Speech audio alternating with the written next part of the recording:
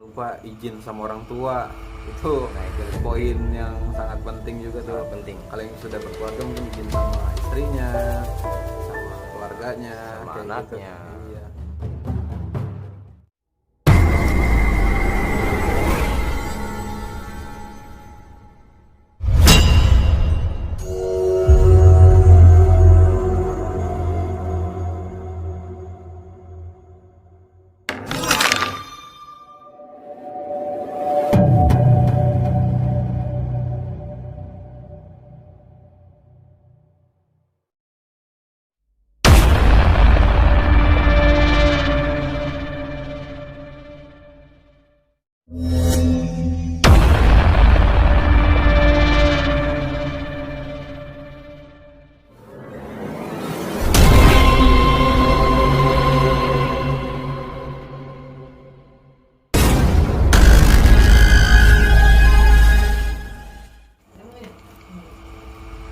Assalamualaikum warahmatullahi taala wabarakatuh. Kembali lagi ya bersama kita Pemuda Sandikala, pencari sandi dikala kalian terjaga, baik pagi, siang, sore maupun malam. Kesempatan kali ini kita mau ngebahas yang lagi viral nih ya. Yang lagi viral tuh sekarang ada seorang anak yang tersesat di gunung. Tersesat di gunung tuh karena apa? Mungkin bisa jadi karena kesalahannya sendiri ataupun kurang kewaspadaannya. Betul.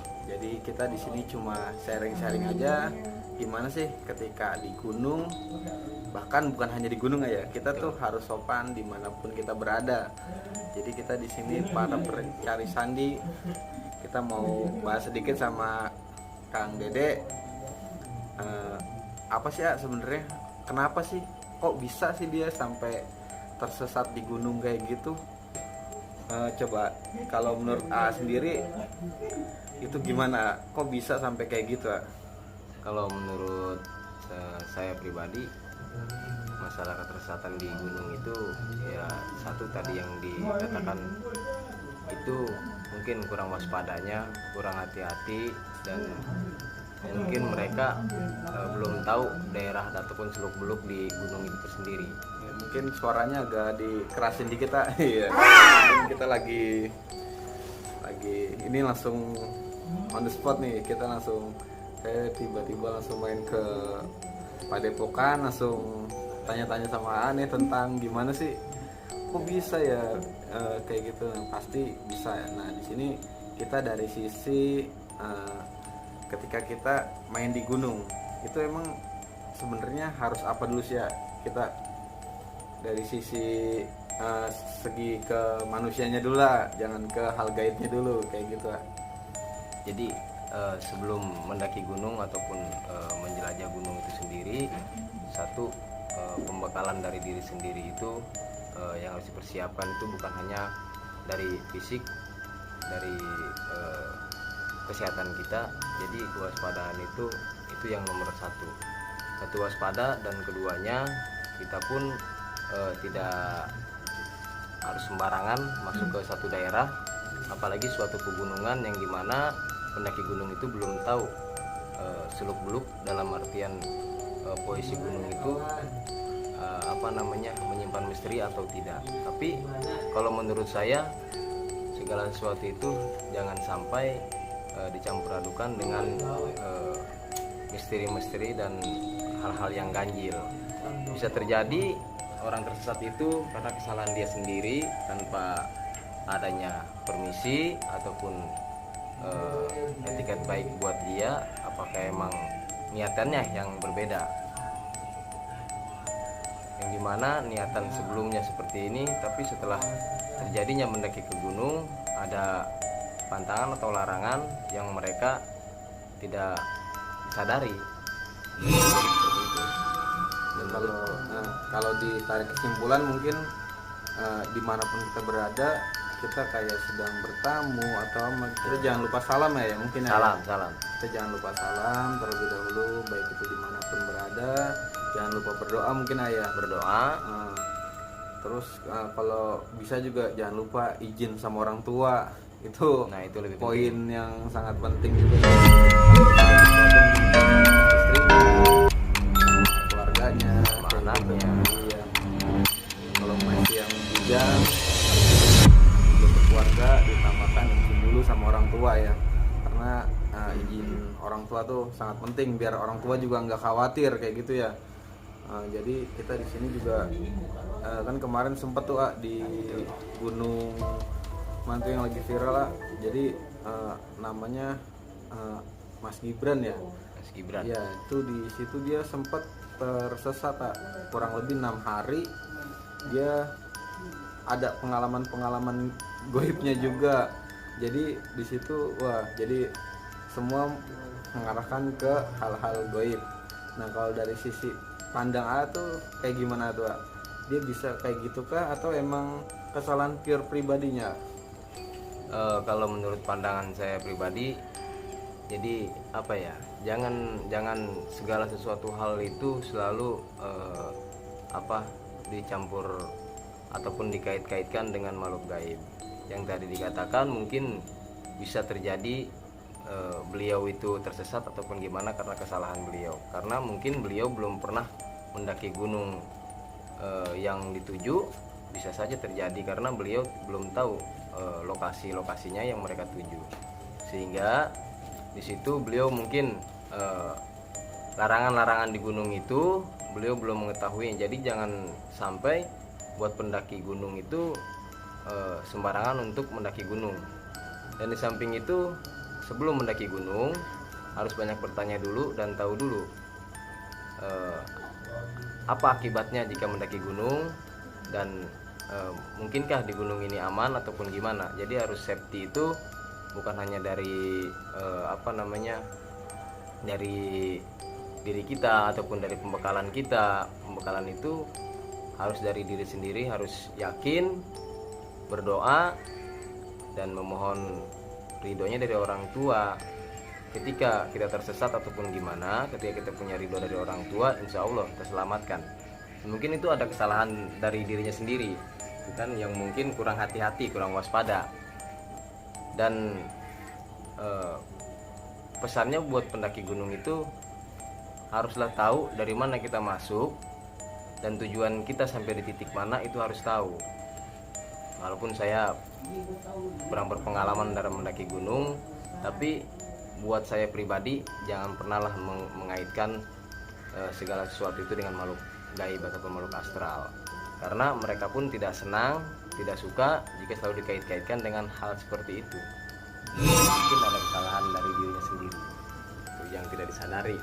Tapi di sini gini ya, banyak orang ya, ketika dia udah izin sama orang tua, sudah berdoa juga, nah dia sudah melakukan hal-hal seperti itulah, dan tapi ya tetap ya namanya di gunung gitu ya, banyak juga yang tersesat tiba-tiba, kok ini di mana, dia bingung sendiri. Nah ada tips nggak nih ya, ketika kita udah buta arah, kita udah bingung nih mau kemana nih, kita ketinggalan sama rombongan, itu sebaiknya kita gimana gitu Pak?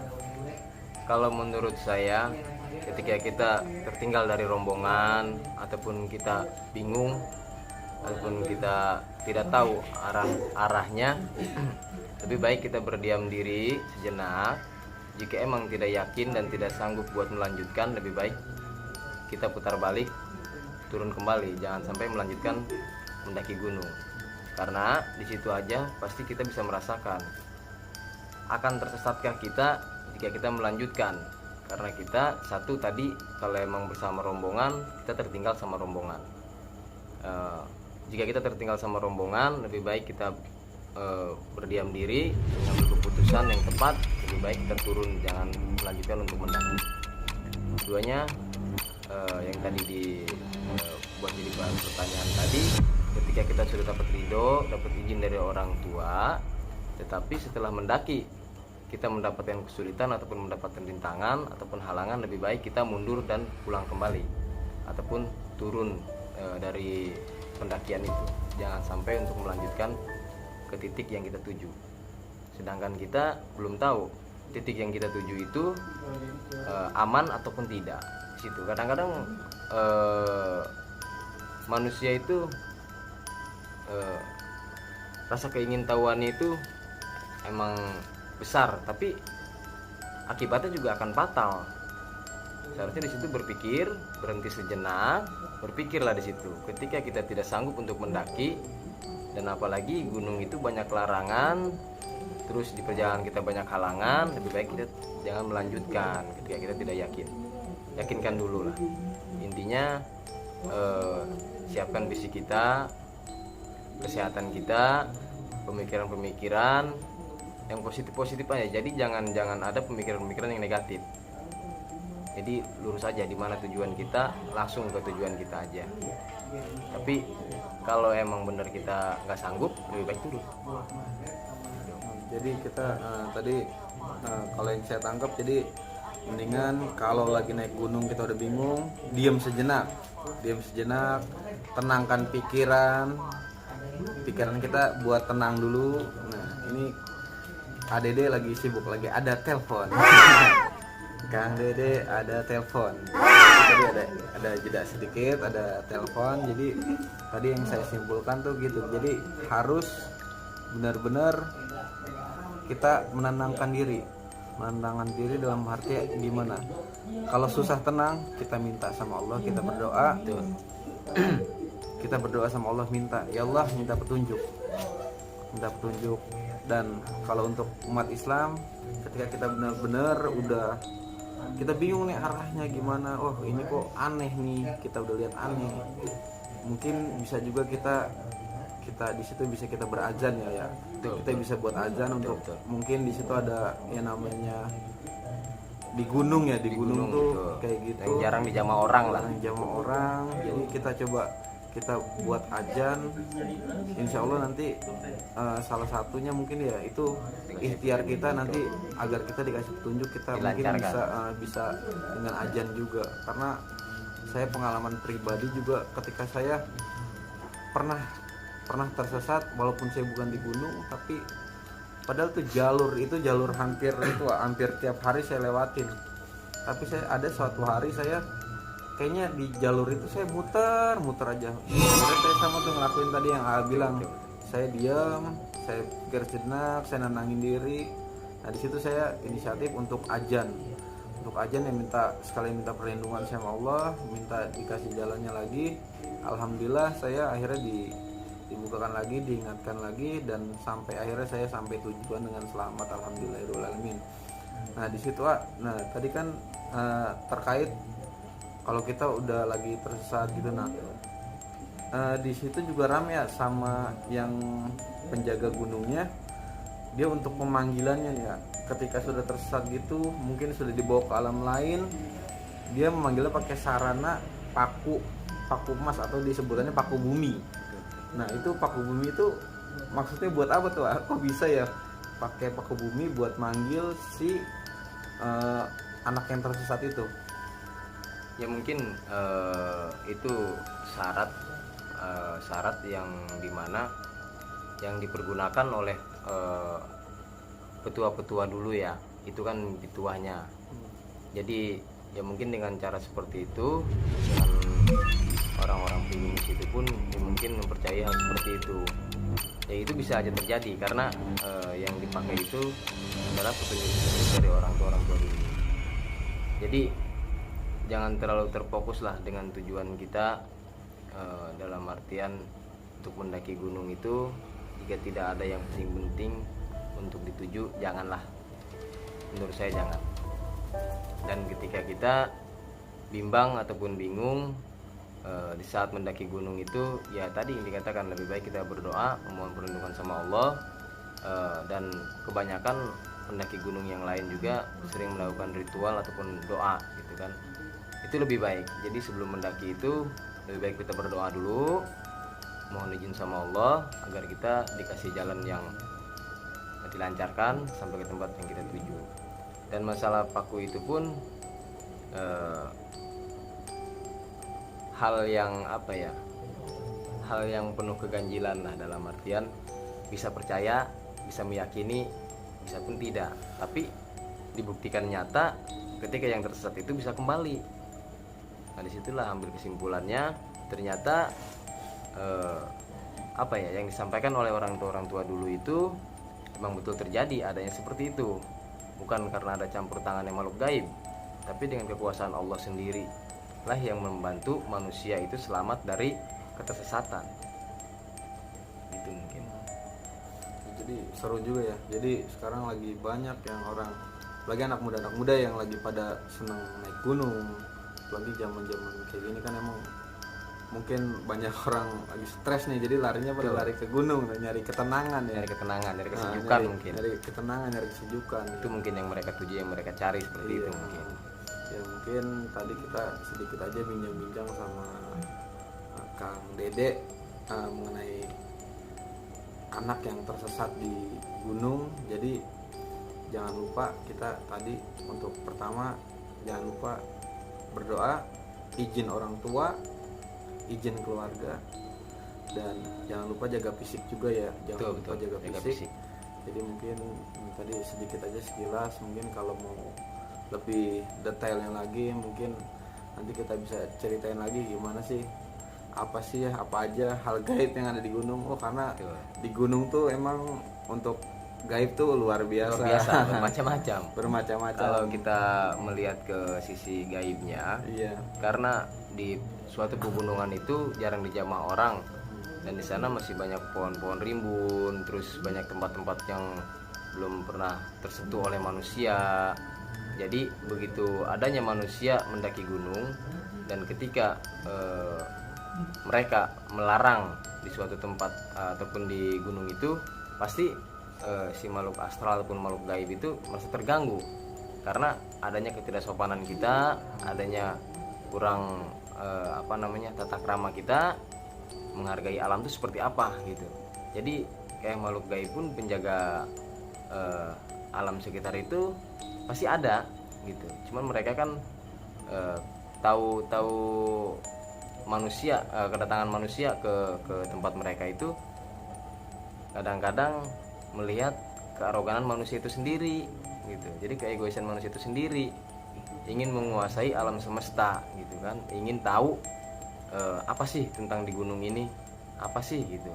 Sedangkan mereka kurang bertanya sama yang berpengalaman ataupun sama orang-orang pribumi di sekitaran gunung itu. Jadi yang pertama, sebelum mendaki gunung kita harus cari tahu dulu asal usul gunung itu. Kita harus cari tahu dulu keangkeran gunung itu. Kita harus tahu dulu cara buat keselamatannya seperti apa kan gitu. Jadi agar kita tidak tersesat itu harus gimana? Pastikan di situ ada pribuminya, ada orang tua di situ. Jadi kita harus lebih baik bertanya dulu lah sebelum mendaki gitu kan. Jadi jangan asal naik gunung, asal jangan mendaki gunung sembarangan.